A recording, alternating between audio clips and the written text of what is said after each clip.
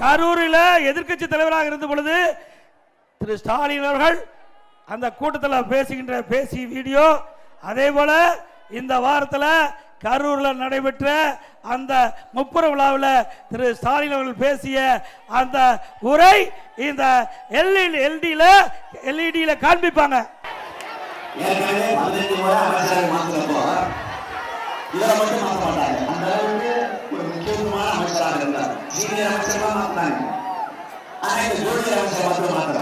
யாரை முதலமைச்சராக தேர்ந்தெடுக்கிறான்னு சொல்றப்போ அந்த பட்டியலில் இவர் இருந்தாங்க.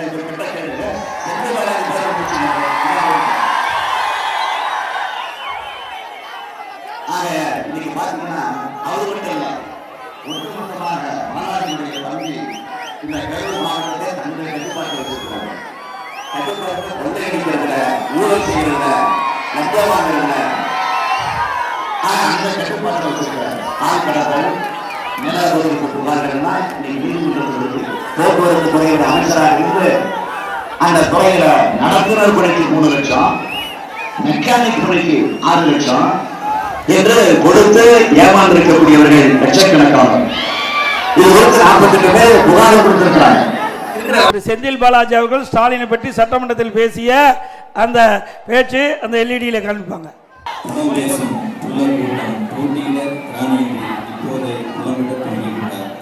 இப்படி ஒரு குற்றச்சாட்டு இந்த அவையில் இருக்கிற உறுப்பினர் மு க ஸ்டாலினுக்கு தகுதி இருக்கிறதா அப்படின்னு கேட்டால்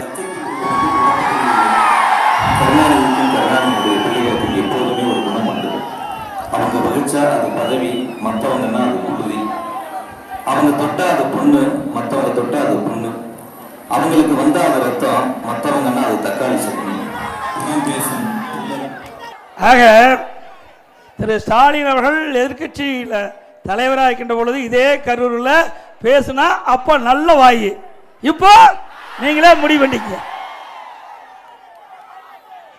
அதாவது திரு செந்தில் பாலாஜி அவர்கள் உலகத்திலே உள்ள ஒட்டுமொத்த ஏமாற்று வேலையும் ஒருங்கே கற்று தேர்ந்தவர் தான் இந்த செந்தில் பாலாஜி.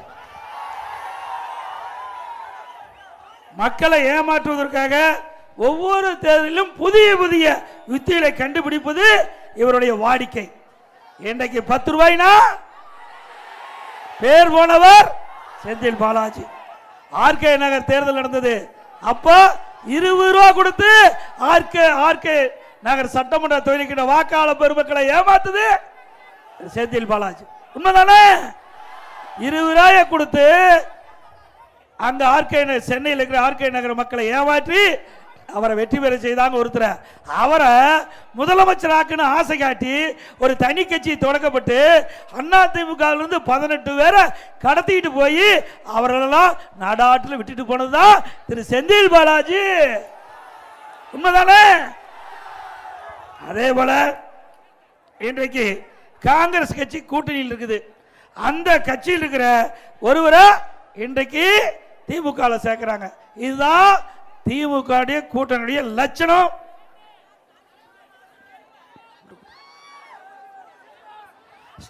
அதாவது ஸ்டாலின் பொய் தான் பேசுவார், ஆனால் இங்க இருக்கிற செந்தில் பாலாஜி பொய்யே முதலீடாக கொண்டவர் இந்த செந்தில் பாலாஜி. இன்றைக்கு 10 ரூபாய்னா அனைவருக்குமே தெரியும், தெரியுமில்ல? தமிழகத்தில் 6000 மதுக்கடைகள் இருக்குது. ஒவ்வொரு நாளும் டாஸ்மாக் கடையில் 1.5 கோடி பாட்டில் விற்குது. ஒரு பாட்டிலுக்கு 10 ரூபா அதிகமாக கொடுத்து விலைக்கு விற்கிறாங்க. இப்படி ஒரு நாளைக்கு 1.5 கோடி பாட்டில் வைக்கின்ற போது ஒரு நாளைக்கு 10 ரூபா அதிகமாக வாங்குறதுனால 15 கோடி இந்த டாஸ்மாக் கடையில் மட்டும் முறைகேடு நடந்திருக்குது. மாசத்துக்கு 450, வருஷத்துக்கு கிட்டத்தட்ட 5400 கோடி. 4 வருஷத்துல 22,000 கோடி கொள்ளை அடித்தவர் யாரு? அதே போல போக்குவரத்து துறையில அம்மா இருக்கின்ற பொழுதே இப்படி தவறு செய்த காரணத்தினால்தான் அவரை நீக்கப்பட்டாங்க. மின்சாரத்துறையில பல்லாயிரக்கணக்கான கோடி ஊழல், டிரான்ஸ்பார்மர் வழக்கு நீதிமன்றத்தில் இருக்குது. அப்பவும் ஊழல் செஞ்சாங்க.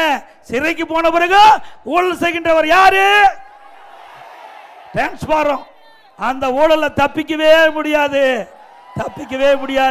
விடவே மாட்டாங்க.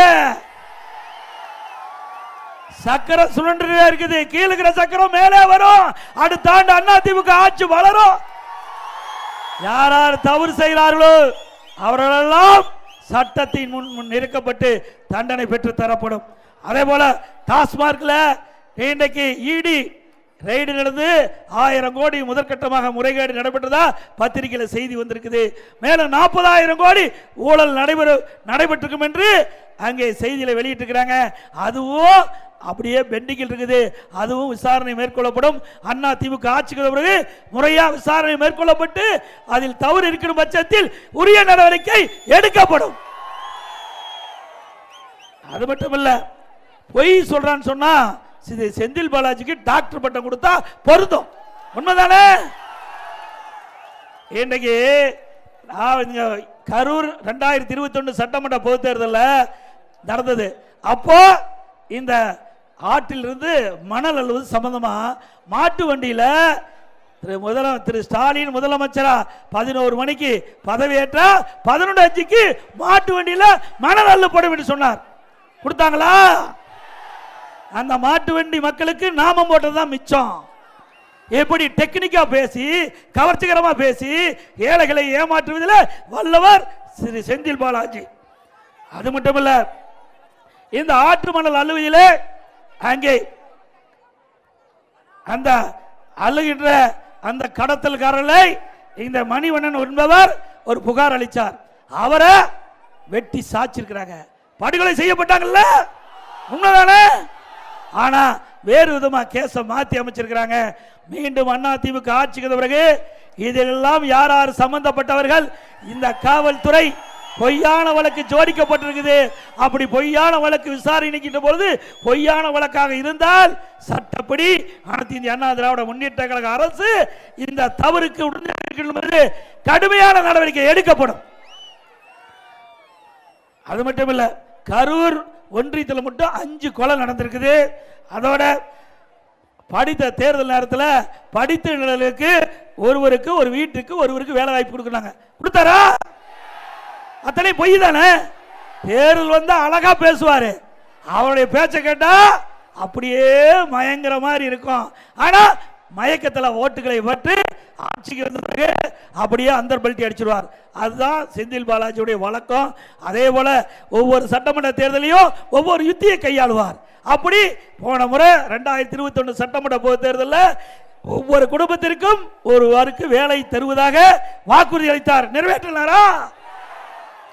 அதே போல இன்றைய தினம் அரவக்குறிச்சி தொகுதியில் 25,000 குடும்பங்களுக்கு ஒவ்வொருவருக்கும் 3 சென்ட் நிலம் வாங்கி கொடுத்து வீடு கட்டி தரனார். சொந்த செலவுல செஞ்சாரா? அந்த மக்களை ஏமாற்றிட்டார்ல. அதுவும் தாழ்த்தப்பட்ட அருந்ததியர் மக்களை ஏமாற்றி சும்மா விட மாட்டாங்க மக்கள். இந்த தேர்தலில் சரியான பாடம் புகட்டுவார். அதே போல தேர்தல் நேரத்தில் எல்லா வீட்டுக்கும் போய் கொலுசு கொடுத்தார். மறக்கவே முடியாது. நம்முடைய சகோதரிகளுக்கு கொலுசு கொடுத்து ஓட்டுகளை பெறுவதற்கு தந்திரமா ஒரு வேலை செஞ்சாரு. வீடு வீடா கொலுசு கொடுத்தாரு. தேர்தல் முடிஞ்ச பிறகு அந்த கொலுசை போய் விற்க போகும்போதுதான் வெளியில தெரிஞ்சது அது போலி கொலுசுன்னு தெரிஞ்சது. ஆக இந்த வாக்குகளை பெறுவதற்கு எப்படியெல்லாம் நாடகத்தை அரங்கேற்றிருப்பார் என்பதை இந்த கரூர் சட்டமன்ற தொகுதியில் இருக்கின்ற மக்கள் உணர வேண்டும். ஆக இவர்களுக்கு ஓட்டு யாரு? செந்தில் பாலாஜிக்கு வாக்களிக்கக்கூடியவர்களே ஏமாற்றியவருக்கு மீண்டும் நீங்கள் வாய்ப்பு தருவீங்களா? இந்த தேர்தலில் இப்படிப்பட்ட பித்தலாட்டம் பண்றுகின்ற மோசடி பெறுகின்றவருக்கு டெபாசிட் இழக்க செய்வீங்களா? தேர்தலில்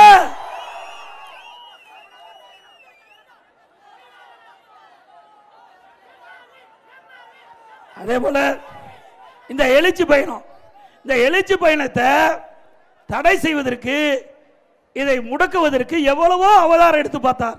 அதையெல்லாம் மீறி தான் இங்கே குழுமி இருக்கிறீங்களா ஆயிரக்கணக்கான மக்கள். மழை வருது, ஏற்கனவே மழை வந்து போச்சு, இப்போ மழை துளிச்சிட்டு இருக்குது. இதையெல்லாம் பொருட்படுத்தாமல் அடுத்த ஆண்டு நடைபெற்ற சட்டமன்ற பொது தேர்தலில் அனைத்து இந்திய அண்ணா திராவிட முன்னேற்ற கழகம் வெற்றி பெற வேண்டும். அதுதான் நோக்கம். எவ்வளவு மழை பெய்தாலும் அதை நாங்கள் பொருட்படுத்த மாட்டோம். வெற்றிதான் நமக்கு இலக்கு. அதுக்காக இங்கே குழுமி இருக்கின்றீர்கள். எப்படி காற்றை தடை போட முடியாதோ அப்படி இங்கே எழுச்சி மிக்க தொண்டர்களை எந்த சக்தியாலும் தடுக்க முடியாது. அதே போல அதிமுக தொண்டர்கள் மீது தொடர்ந்து பொய் வழக்கு, கொஞ்சம் நெஞ்ச வழக்கு இல்ல, அவ்வளவு வழக்குகள் போட்டிருக்காங்க. நீங்கள் எதுக்கும் அஞ்ச வேண்டாம், எதற்கும் அஞ்ச வேண்டாம், நாங்கள் உங்களுக்கு துணை இருக்கின்றோம். பொன்மனச்செம்மல் புரட்சி தலைவர் ஒரு படத்துல அழகா பாடி இருக்கிறார். இன்றைக்கு நடக்கிற பிரச்சனையே அன்றைக்கு அவர் தெரிஞ்சுதான் பாடியிருப்பார் என்று நான் கருதுகின்றேன். அச்சம் என்பது மடமையடா, அஞ்சாமை திராவிடர் உடமையடா, ஆறிலும் சாவு நூறிலும் சாவு, கரூரை காப்பதே நமது கடமையடா. ஆக அந்த காலத்தில் நம்முடைய முன்னோர்கள் சுதந்திரத்திற்காக போராடினாங்க, சுதந்திரத்தை நமக்கு பெற்று தந்தார்கள். அதே போல இப்பொழுது தீய சக்தி திமுக வீழ்த்துகின்ற ஒரு சூழ்நிலை வந்துவிட்டது. அதற்கு நீங்கள் அத்தனை பேரும் துணை நின்று திமுகவை வீழ்த்துவீங்களா? அது மட்டுமல்ல, இவர் மட்டுமல்ல, திரு செந்தில் பாலாஜி மட்டுமல்ல, இப்பொழுது அந்த திராவிட முன்னேற்ற கழக அமைச்சரவையில் திமுக ஆட்சி நடந்தது. திமுக அரசுல அங்கம் வைக்கின்ற ஒரு அமைச்சர் சொன்னார், எல்லா வலைதளையிலும் வந்தது, ஆடியோவில் வந்தது இல்ல உங்களுக்கு, 30,000 கோடி. யாரு? திரு உதயநிதி அவர்களும் சபரீசன் அவர்களும் 30,000 கோடி கையிலே வைத்துக் கொண்டு என்ன செய்வது என்று தெரியாமல் தடுமாடி கொண்டிருப்பதாக செய்தி வந்ததில்ல.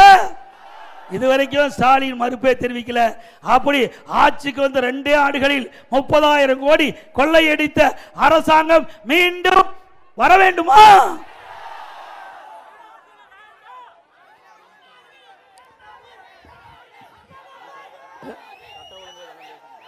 அதே போல திராவிட முன்னேற்ற கழகம்னா ஊழல், ஊழல்னா திமுக, ஊழல் முற்றுகன் திமுக. இந்தியாவிலேயே பல அரசாங்கம் இருக்குது, ஆனா தமிழ்நாட்டில் இருக்கிற திமுக அரசாங்கம் தான் ஊழலுக்காக கலைக்கப்பட்ட அரசாங்கம் திமுக அரசாங்கம். அதே போல அரிசி பேர ஊழல், அதே போல வீராண ஊழல், பூச்சி மருந்து ஊழல் அந்த காலத்திலேயே. அப்படி அந்த காலத்தில் தொடர்ந்த ஊழல் இன்று வரை நடந்துகிட்டு இருக்குது. இப்படி ஊழல் ஆட்சிக்கு முடிவு கட்டுகின்ற தேர்தல் 2026 சட்டமன்ற தேர்தல். முடிவு கட்டுவீங்களா? அது மட்டுமில்ல, இன்றைக்கு திராவிட முன்னேற்ற கழகம் ஆட்சிக்கு வந்த பிறகு போதைப் பொருள் விற்பனை அமோகமா நடந்துகிட்டு இருக்குது. போதைப் பொருள் இல்லாத இடமே இல்லை, பல ரூபத்தில் போதை மாத்திரைகள் வந்துட்டது, கஞ்சா விற்பனை அமோகமா நடந்துகிட்டு இருக்குது. நான் இந்த ஆட்சிக்கு வந்து ஒரே வருடத்தில் தமிழகத்திலே போதை நடமாட்டம் அதிகமாக இருக்கிறது, அதை கட்டுப்படுத்துங்கள் என்று பல முறை இந்த முதலமைச்சருக்கு கோரிக்கை வச்சோம். அது வரைக்கும் நடக்கவே இல்லை. இன்றைக்கு தமிழகத்தில் போதைப் பொருள் விற்பனைக்கு காரணம் திமுக நிர்வாகிகளே உடந்தையாக இருப்பதுதான் வெட்ட வெளிச்சம். இன்றைக்கு திண்டுக்கல்லில் அங்க இருக்கின்ற துணை மேயருடைய மகன் இந்த போதைப் பொருள் விற்பனை சம்பந்தப்பட்டதாக அங்க இருக்கின்ற பெங்களூர் இருக்கின்ற அந்த அதிகாரிகள் விசாரணைக்கு அழைச்சிருக்கிறாங்க. ஆக திமுக நிர்வாகிகள் இந்த போதைப் பொருள் விற்பனைக்கு உடந்தையாக இருந்த காரணத்தினால்தான் இந்த போதைப் பொருள் நடமாட்டத்தை இந்த அரசாங்கம் தடை செய்ய முடியல. பாருங்க, இந்த ஹெட்டிங்கில் வந்திருக்குது. இதுல திண்டுக்கல் துணை மேயர் மகனுக்கு போதைப் பொருள் நுண்ணறிவு போலீசார் அழைப்பானை, இது வந்திருக்குது, இன்னைக்கு வந்த செய்தி. ஆக தமிழகத்தில் போதைப் பொருள் நடமாட்டத்திற்கு துணை நிற்பது திமுக நிர்வாகி என்பதை இன்றைக்கு வெட்ட வெளிச்சமாகிவிட்டது. திரு ஸ்டாலின் அவர்களே, உங்களுடைய ஆட்சிக்கு முடிவு கட்டுவது இந்த போதைப் பொருள் தான் என்பதை மக்கள் முடிவு செய்து விட்டார்கள். அதே போல திராவிட முன்னேற்ற கழகம் எப்பொழுதெல்லாம் ஆட்சிக்கு வருதோ அப்பொழுதெல்லாம் சட்ட ஒழுங்கு அடியோடு சீர்கெட்டு விட்டது. இன்றைக்கு வேண்டுமென்றே திட்டமிட்டு அனைத்து இந்திய அண்ணா திராவிட முன்னேற்ற கழக நிர்வாகிகள் தொண்டர் மீது பொய் வழக்கு போட்டுக்கிட்டு இருக்கிறீங்க. திரு காவல்துறை அதிகாரிகளுக்கு நீங்கள் எண்ணி பார்க்க வேண்டும், நடுநிலையோடு செயல்பட வேண்டும். மீண்டும் அண்ணா திமுக ஆட்சிக்கு வந்த பிறகு நீங்கள் எல்லாம் யார் யார் மீது பொய் வழக்கு போட்டீர்களோ அதையெல்லாம் மீண்டும் தோண்டி எடுத்து விசாரிக்கப்பட்டு தவறுதலாக வழக்கு பதிவு செய்திருந்தால் சட்டப்படி உங்கள் மீது நடவடிக்கை எடுக்கப்படும் என்பதை எச்சரிக்கிறேன். ஆக இன்னைக்கு போலீஸ் என்பது நடுநிலையோடு இருக்க வேண்டும். இன்றைக்கு வேலிக்கு பயிருக்கு வேலி பாதுகாப்பதை போல பயிருக்கு வேலி பாதுகாக்கின்றது, அதே போல மக்களை பாதுகாப்பது காவல்துறை.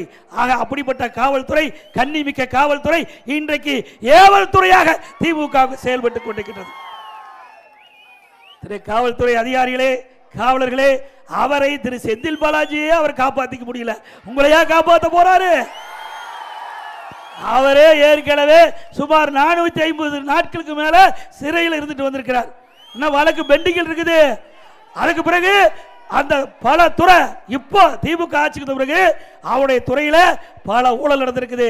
அதையெல்லாம் இன்றைக்கு மத்திய அரசாங்கம் இன்றைக்கு தோண்டி எடுத்துக்கொண்டிருக்கிறது. அண்ணா திமுக அரசு வந்த பிறகும் அதையெல்லாம் முழு விசாரணை மேற்கொள்கின்ற பொழுது அவர் பத்திரமா இருக்கிற இடத்துல இருப்பார். அதிகாரிகள் கவனமா இருக்க வேண்டும். அதே போல ஆற்றிலே மணல் அள்ளப்படுகிறது, திருட்டுத்தனமா மணல் அள்ளப்படுகிறது. அதற்கு உடந்தையாக இருக்கின்ற அதிகாரிகள் நிச்சயமாக எச்சரிக்கிறோம். ஆக திருட்டுத்தனமாக மணல் அள்ளுகின்றவர்களுக்கு துணை போகாதீர்கள். இந்த மாவட்ட ஆட்சித்தலைவராக இருந்தாலும் சரி, அல்லது மாவட்டத்தில் இருக்கின்ற உயர் அதிகாரிகள் தான் சரி, அல்லது வருவாய்த்துறை அதிகாரிகள் தான் சரி. ஆக இதற்கு இந்த மணல் அள்ளுவதற்கு யாரெல்லாம் அதிகாரிகள் உடந்தையாக இருக்கின்றார்களோ அவர்களெல்லாம் முறையாக விசாரிக்கப்பட்டு சட்டத்தின் முன் நிறுத்தப்பட்டு அவர்களுக்கு உரிய தண்டனை பெற்றே தீர்வோம். நினைச்சுக்கிட்டு இருக்கிறீங்க 30 விழா நடந்தது, அதோடைய நிலை என்னென்ன தெரியுமில்ல? இந்த மழையிலும் மக்கள் நிற்கிறாங்க, மழை பெஞ்சதையும் வெளியில போனாங்க 30 விழாவில். இதுதான் அண்ணா திமுகவுக்கு திமுக வித்தியாசம். ஆக அனைத்து இந்திய அண்ணா இப்போ 160வது எழுச்சி பயணம் 160வது சட்டமன்றத்தில் கரூர்ல பேசிட்டு இருக்கிறேன். 160 சட்டமன்ற தொகுதியில் நேரடியா போய் எழுச்சி பயணத்தை மேற்கொண்டு நான் உரையாற்றி வந்திருக்கின்றேன். சென்ற இடமெல்லாம் தமிழகத்தில் எங்கே பார்த்தாலும் எழுச்சி, லட்சக்கணக்கான மக்களை சந்தித்து விட்டு வந்திருக்கின்றேன். இந்த மக்கள் விரோத ஆட்சிக்கு முடிவு கட்டுவோம் என்று அவருடைய ஆரவார மகிழ்ச்சி வெளிப்படுத்துகிறது. எனவே அதிகாரிகள் நடுநிலையோடு நடந்து கொள்ள வேண்டும். மணல் அள்ளுவதை தடுக்காவிட்டால் அனைத்து ஆதாரங்களையும் நாம் திரட்டி வைத்திருக்கின்றோம். அனைத்து ஆதாரங்களையும் திரட்டி வைத்திருக்கின்றோம்.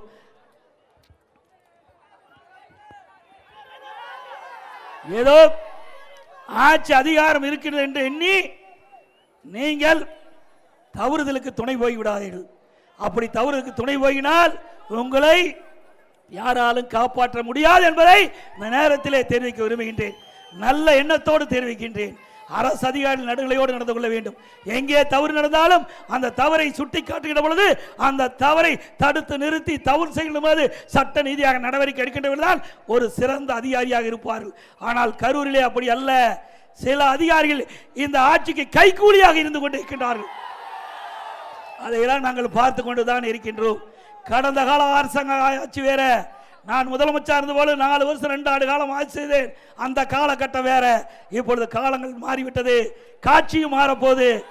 காலம் மாறிவிட்டது, காட்சியும் மாறப்போகிறது.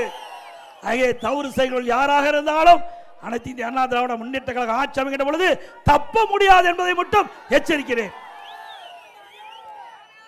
இன்றைக்கு நாட்டில் பணத்தை திருடுவாங்க, தங்கத்தை திருடுவாங்க, வெள்ளி திருடுவாங்க, வைரத்தை திருடுவாங்க. இப்போ கிட்னி திருடுறாங்க. இது கேவலமான ஆட்சி தானே. நான் ஏற்கனவே பல கூட்டத்தில் சொல்லிட்டு வந்திருக்கிறேன். இங்கே வந்திருக்கிற கூட்டத்திலும் சரி, நம்முடைய கழக நிர்வாகிகளும் சரி, உங்களுடைய நண்பர்களும் சரி, உற்றார் உறவினர்கள் யாராவது திமுக நடத்துகின்ற மருத்துவமனைக்கு போய் அறுவை சிகிச்சை பெற்றிருந்தா உடல்ல உறுப்பு இருக்குதா என்று நீங்க ஸ்கேன் பண்ணி பார்த்துங்க. இது நான் நல்லதுக்கு சொல்றேன். ஏன்னா இவரை நம்பி யாரும் மருத்துவமனைக்கு போக முடியல. ஏன்னா உள்ள இருக்கிற பாட்டில் என்ன இருக்குன்னு யாருக்கு தெரியும்? இருக்குதா இல்லையா என்பதை நீங்க சோதனை பண்ணி பார்த்துங்க. இன்றைக்கு திமுக சட்டமன்ற உறுப்பினர் அவருடைய மருத்துவமனை கிட்னி முறைகேடு நடைபெற்றதாக அரசுக்கு புகார் போகுது. எந்தோடைய அரசாங்கம்? திமுக அரசாங்கம். யாரு? திமுக எம்எல்ஏ மருத்துவமனை. அங்கே ஒரு குழு போடுறாங்க திமுக அரசாங்கம். அந்த குழு போய் அந்த மருத்துவமனையில் சோதனை போடுறாங்க. அந்த சோதனையில் கிட்னி முறைகேடு நடந்ததாக கண்டுபிடிக்கப்படுறாங்க. கண்டுபிடிக்கப்பட்டு அந்த அதிகாரிகள் அந்த உறுப்பு மாற்று அறுவை சிகிச்சை அனுமதி மட்டும் ரத்து பண்ணிட்டு தவறு செய்ய எந்த நடவடிக்கையும் எடுக்கப்படவில்லை.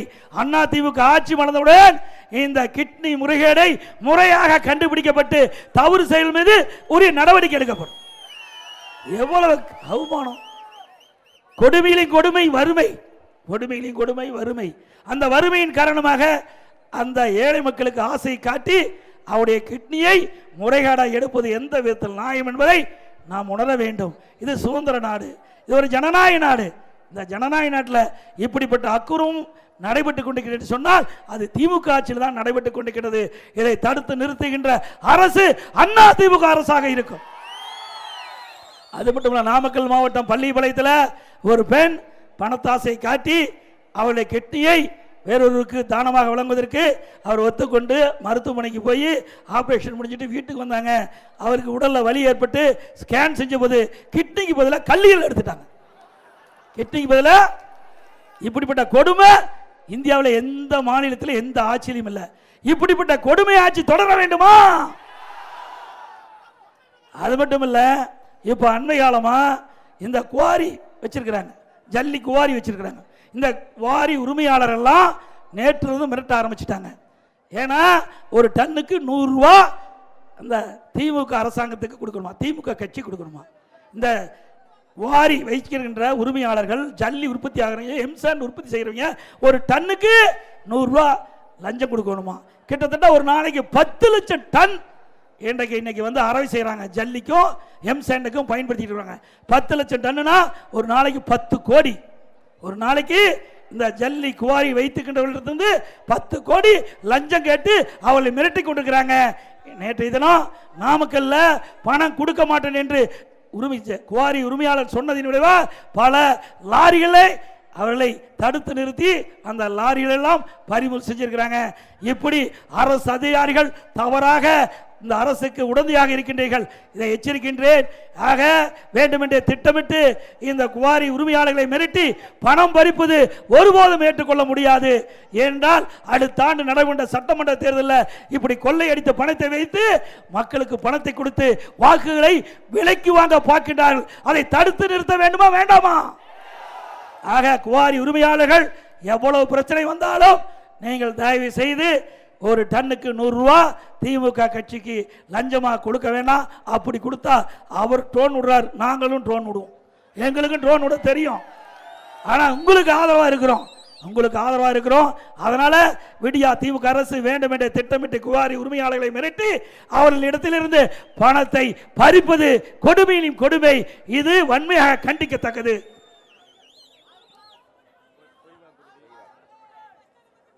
அது மட்டும் இல்ல, இன்றைக்கு திமுக ஆட்சி விலைவாசி விண்ணை முட்டுகின்ற அளவுக்கு உயர்ந்து போச்சு. அரிசி விலை உயர்வு, பருப்பு விலை உயர்வு, எண்ணெய் விலை உயர்ந்து போச்சு இல்ல, 40% விலை உயர்ந்து போச்சு. அதையெல்லாம் இந்த அரசாங்கம் கண்டுகொள்ளல. கொள்ளையடிப்பது தான் குறிக்கோள் இந்த ஆட்சியினுடைய. அதே போல சொத்து வரி, இன்றைக்கு நகராட்சியில் 100% வீட்டு வரி உயர்த்திட்டாங்க, கடை வரி 150% உயர்த்திட்டாங்க. அதே போல குடி வரி உயர்த்தியாச்சு, குப்பைக்கு வரி போட்டாச்சு, மின் கட்டணம் 67% உயர்த்தப்பட்டு விட்டது, உயர்த்திட்டாங்கல்ல. அதே மாதிரி டெக்ஸ்டைல் தொழில் அதிகமாக இருக்குது. இந்த மின் கட்டணத்தினால இந்த டெக்ஸ்டைல் தொழில் கடுமையாக பாதிக்கப்பட்டு வேலை இழக்கின்ற அபாயம் இந்த கரூர் நகரத்தில் இருக்கிறது என்பதை எனக்கு வரும்போதே தகவல் கொடுத்தாங்க. அதே போல இன்றைக்கு அனைத்து இந்திய அண்ணா திராவிட முன்னேற்ற கழகம் ஆட்சிக்கு அமைந்தவுடன் ஏழைகள், அதாவது ஏழை தொழிலாளி, தாழ்த்தப்பட்ட மக்கள், அவர்களுக்கு ஏற்கனவே குடிசையில் இருந்தா அந்த குடிசைக்கு பதிலாக காங்கிரீட் வீடு கட்டி கொடுக்கப்படும். அதோட வீட்டு மனையே இல்லை, ஏழை தொழிலாளிக்கு வீட்டு மனை இல்லை, தாழ்த்தப்பட்ட மக்களுக்கு வீட்டு மனை இல்லை. அப்படி இல்லாதவர்களுக்கு கண்டுபிடித்து அவர்களுக்கு சொந்தமா நிலம் வாங்கி அற்புதமான காங்கிரீட் வீடு கட்டி கொடுக்கப்படும். செந்தில் பாலாஜி போல நாங்கள் ஏமாற்ற மாட்டோம்.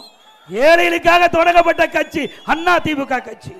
பொன்மனச்சம்பல் புரட்சி தலைவர் எம்ஜிஆர் இந்த கட்சியை தொடங்கத்தினுடைய நோக்கமே ஏழைகளை பாதுகாக்க வேண்டும், ஏழைகளுக்கு தேவையான திட்டங்களை கொண்டு வர வேண்டும், ஏழைகள் வாழ்விலே ஒரு நல்ல மறுமலர்ச்சியை உருவாக்க வேண்டும், அவர்களும் மற்றவை போல் வாழ வேண்டும், மகிழ்ச்சியாக வாழ வேண்டும். அந்த நோக்கத்தோடு தான் அண்ணா திமுகவை தோற்றுவித்தார்கள். அதை புரட்சி தலைவர் அம்மாவில் கட்டி காத்தார்கள். அனைத்து இந்திய அண்ணா திராவிட முன்னேற்ற கழக ஆட்சியில் தான் நிறைய திட்டங்களை கொண்டு வந்து நிறைவேற்றணும். இங்கே கூட வரும்போது அறிவிச்சவர் நம்முடைய விஜயபாஸ்கர் அவர்கள் சொன்னாங்க, அங்கே ஈரோட்டுக்கு போகிற வழி, கரூர்லேருந்து ஈரோட்டுக்கு போகிறது இந்த ரோடு, அதே போல் கோயம்புத்தூருக்கு போகிற ரோடு, அந்த சந்திப்பில் உயர்மட்ட பாலம் வேண்டும் என்று கேட்டால் அவருடைய கோரிக்கையை ஏற்று அண்ணா திமுக ஆட்சியில் அந்த உயர்மட்ட பாலம் கட்டுவதற்கு டெண்டர் விட்டு பணி துவங்கப்பட்டது. இந்த செந்தில் பாலாஜி அவர்கள் இந்த தொகுதியினுடைய சட்டமன்ற உறுப்பினர் வந்த உடனே அமைச்சராக உடனே அதை தடுத்து நிறுத்தியிருக்கிறார். மீண்டும் அண்ணா திமுக ஆட்சி மலர்ந்தவுடன் இங்கே அந்த சாலை சந்திப்பில் உயர்மட்ட பாலம் கட்டி கொடுக்கப்படும். அதே போல ஒவ்வொரு தீபாவளி வருகின்ற பொழுது அண்ணா திமுக ஆட்சி மலர்ந்தவுடன் நம்முடைய தாய்மார்களுக்கும் சகோதரிகளுக்கும் அற்புதமான புடவை சேலை வழங்கப்படும். அதே போல இந்த நகரத்தில் கோயில் நில பிரச்சனை இருக்குது. இந்த நகர பகுதியில் வசிக்கின்ற மக்கள் அந்த கோயில் நில பிரச்சனை இருந்துகிட்டு இருக்குது. குடியிருக்கின்றவருக்கு அதிமுக ஆட்சி வந்தவருக்கு அவர்களுக்கு பாதுகாக்கப்படும்.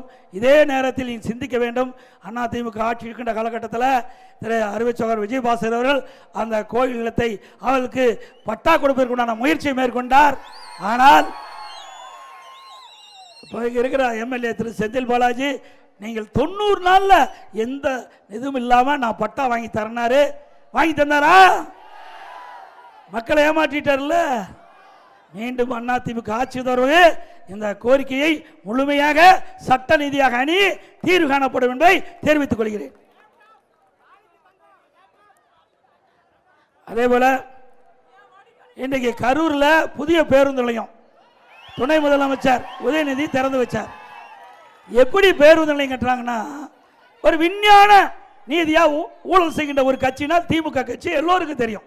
ஆனால் புதுசாக ஒரு டெக்னிக் கண்டுபிடிச்சிருக்காங்க. ஒரு பகுதியில் ஒரு 120 ஏக்கரை வாங்குறது, அது ஒரு 10 ஏக்கரா தானமாக கொடுக்கறது, அதில் போய் பேருந்து நிலையத்தை கட்டுறது. அப்படி பேருந்து நிலையத்தை கட்டினா அந்த சுற்று வட்டாரத்தில் இருக்கின்ற அந்த பூமியுடைய விலை உயரும். இந்த டெக்னிக்கில் தான் கரூர் பேருந்து நிலையத்தை கட்டியிருக்கிறாங்க. உண்மைதானே? இங்கே மட்டுமில்ல, நாமக்கல்லில் அப்படிதான். நாமக்கல்ல 6 கிலோமீட்டர் தள்ளி அங்கே ஒரு 120 ஏக்கர் நிலத்தை வாங்கி அங்கே இருக்கிற அந்த நிலத்தை வாங்கினவர் தானமாக நகராட்சி கொடுத்து அங்கே ஒரு பேருந்து நிலையத்தை கட்டியிருக்கிறாங்க. இப்படி டெக்னிக்கலாக ஊழல் செய்கின்ற அரசாங்கம் திமுக அரசாங்கம் நேரத்தில் நினைவு கொள்ள வேண்டும். அதே போல அதிமுக ஆட்சி இருக்கின்ற பொழுது இந்த கரூர் மக்களுடைய நீண்ட நாள் கோரிக்கை, அம்மா இருக்கின்ற பொழுதும் சரி, அம்மா மறைக்கும் சரி, உங்களுடைய கோரிக்கை ஏற்று பிரம்மாண்டமான அரசு மருத்துவக் கல்லூரி மருத்துவமனை கொண்டாந்து கட்டி கொடுத்தோம். சுமார் 1000 படுக்கை கொண்ட மருத்துவமனை அற்புதமாக கட்டி கொடுத்து நானே வந்து திறந்து வச்சேன். இது அதிமுக சாதனை. அதிமுக ஆட்சியில் 17 அரசு மருத்துவக் கல்லூரி மருத்துவமனை கொண்டாந்தோம். 10 ஆண்டுல நான் முதலமைச்சர் இருந்த பொழுது ஒரே ஆண்டில் 11 அரசு மருத்துவக் கல்லூரி மருத்துவமனை கொண்டாந்து அதிமுக அரசு சாதனை படைத்தது. கொண்டாந்தோம்ல, 11 மருத்துவக் கல்லூரி மருத்துவமனை கொண்டாந்தோம். திமுக ஆட்சிக்கு வந்த பிறகு 4 வருடம் நிறைவு பெற்று விட்டது. 5வது ஆண்டு அடியெடுத்து வைக்குது. ஒரு அரசு மருத்துவக் கல்லூரி கொண்டாந்தாங்களா? கேட்டா மத்திய அரசு கொடுக்கலைங்கிறாங்க. ஆனா மாண்புமிகு அம்மா இருக்கின்ற பொழுது மத்திய அரசு கொடுக்கல, மாநில அரசாங்க நிதியிலிருந்து இதை புரட்சி தலைவி அம்மா கரூரிலே பிரமாண்டமான அரசு மருத்துவக் கல்லூரி மருத்துவமனை கொடுத்த அரசாங்கம் அதிமுக அரசாங்கம். அதேபோல கரூர் நகரில் போக்குவரத்து நெரிசலை குறைக்க ரயில்வே சந்திப்பு முதல் தேசிய நெடுஞ்சாலை சேலம் பைபாஸ் வரை 21 கோடியில் புறவழிச்சாலை அமைக்கப்பட்டது. கரூர் நகரில் குடிநீர் பிரச்சனை தீர்வு காண 78 கோடி மதிப்பீட்டில் குளத்துப்பாளையம் தாந்தோன்றி மலை பகுதியில் 3 குடிநீர் திட்டங்கள் செயல்படுத்தப்பட்டது. பெரிய குளத்துப்பாளையம் பசுபதிபாளையம் பொதுமக்களின் 50 ஆண்டுகள கோரிக்கையான ரயில்வே கோவை வழிபாதை திட்டம் 13 கோடி மதிப்பீட்டில் நிறைவேற்றப்பட்டது. குடிசை மாற்று ஆட்டத்தின் மூலமாக 100 கோடி மதிப்பீட்டில் 1152 வீடுகள் தோரணக்கல் பட்டியலில் கட்டி முடிக்கப்பட்டது. இரட்டை வாய்க்கால் பகுதியில் மக்கள் பாதை முதல் கரூர் ரயில்வே ஜங்ஷன் வரை 10 கோடி மதிப்பீட்டில் தரைதளத்துடன் கூடிய புதிய காங்கிரீட் வாய்க்கால் அமைத்து கழிவுநீர் செல்லும் வகையில் மேல்புறம் பொதுமக்கள் போக்குவரத்து சாலையாகும், கீழே வடிகால் சாலை அமைக்கப்பட்டது. கரூர் நகராட்சி அலுவலகத்திற்கு புதியாக 7 கோடி மதிப்பீடு கட்டிடம் கட்டப்பட்டது. பழைய அமராவதி ஆற்று பாலத்தில் 1.25 கோடி மதிப்பீட்டில் பூங்கான் கூடிய நடைபயிற்சி பாதை அமைக்கப்பட்டது. நஞ்சை புகழில் 490 கோடியில் தடுப்பணையோட கதவணை கட்டி கொடுக்கப்பட்டது. இன்னும் நிறைவேற்றல. அதிமுக ஆட்சியில் கொண்டு வரப்பட்ட திட்டம் இன்னும் நிறைவேற்றப்படாமல் முடிக்காமல் இருக்குது. மீண்டும் அதிமுக ஆட்சி வருவது நஞ்சை புகழில் அறிவிக்கப்பட்ட தடுப்பணை முழுமையாக நிறைவேற்றப்பட்டு மக்களுடைய பயன்பாட்டு கொண்டு வரப்படும்.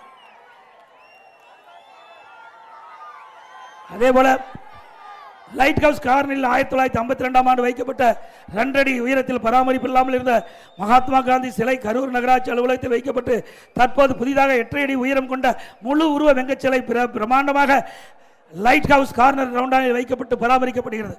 ஆசாத் பூங்கா புனரமைப்பு செய்யப்பட்டு புதுப்பொலியுடன் மக்கள் பயன்பாட்டில் உள்ளது.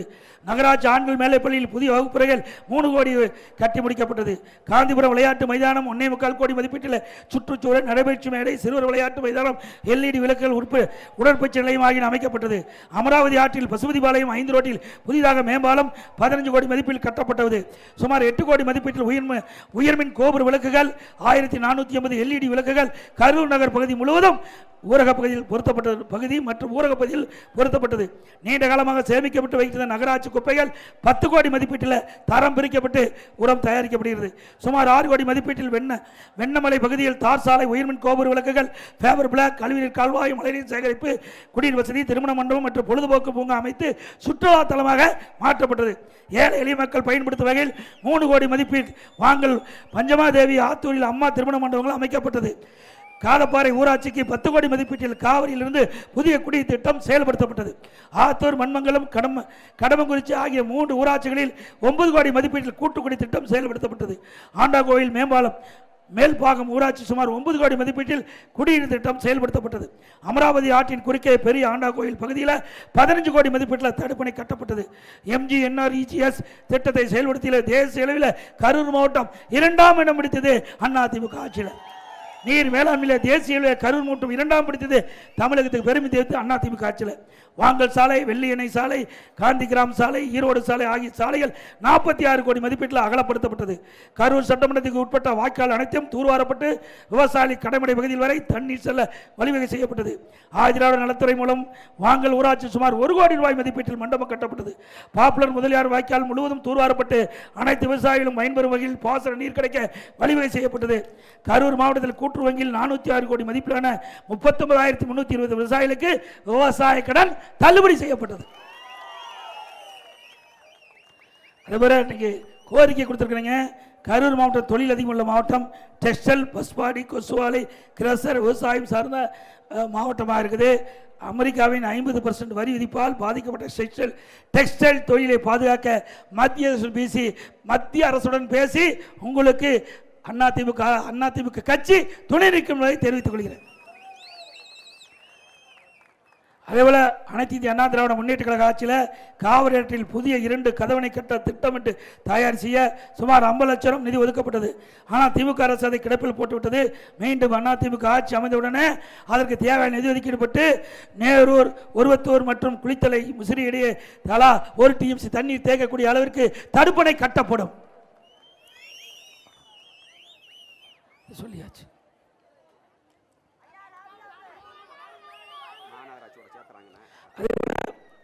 அதே போல விடியா திமுக அரசு வந்த பிறகு கரூர் மாநகராட்சியுடன் இந்த சுற்றுள்ள அதை ஒட்டியுள்ள ஊராட்சிகள் இணைக்கப்படுவதாக அறிவிச்சிருக்கிறாங்க. அதில் ஆண்டாயில் கிழக்கு, ஆண்டாங்கோயில் மேற்கு, ஆத்தூர், பூலாம்பாளையம், காதப்பாறை, பஞ்சமாதேவி, மின்னாம்பள்ளி, ஏமூர் மற்றும் கருப்பம்பாளையம் ஊராட்சிகள் இந்த ஒரு பகுதி சேர்த்துருக்கிறாங்க. அதிமுக ஆட்சி பிறகு உங்களை எல்லாம் வளைத்து பேசி இதற்கு தீர்வு காணப்படும் என்பதை இந்த நேரத்தில் தெரிவிக்கின்றேன்.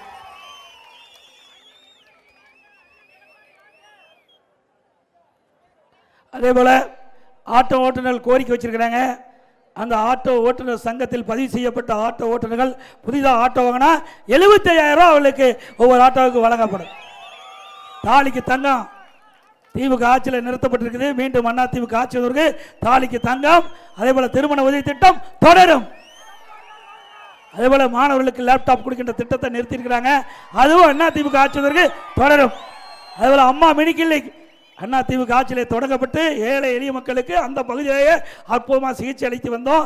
அதை இந்த அரசாங்கம் பொறுத்துக் கொள்ள முடியாமல் அரசியல் கால்புரட்சி காரணமாக அந்த திட்டத்தை ரத்து பண்ணியிருக்குது. மீண்டும் அதிமுக ஆட்சி முடிந்த உடனே 2000 அம்மா மினி கிளினிக்ல 4000 அம்மா மினி கிளினிக் தமிழகத்திலே திறக்கப்படும். சொல்லியாச்சுப்பா. 2026ஆம் ஆண்டு நடைபெற்ற சட்டமன்ற பொதுத் தேர்தலில் நம்ம அனைத்து இந்திய அண்ணா திராவிட முன்னேற்ற கழக தலைமையில் அமைக்கப்பட்ட கூட்டணியுடைய வெற்றி வேட்பாளருக்கு 2 லட்சம் வாக்களித்து வெற்றி பெற செய்யுங்கள். மக்களை காப்போம், தமிழகத்தை மீட்போம். மக்களை தமிழகத்தை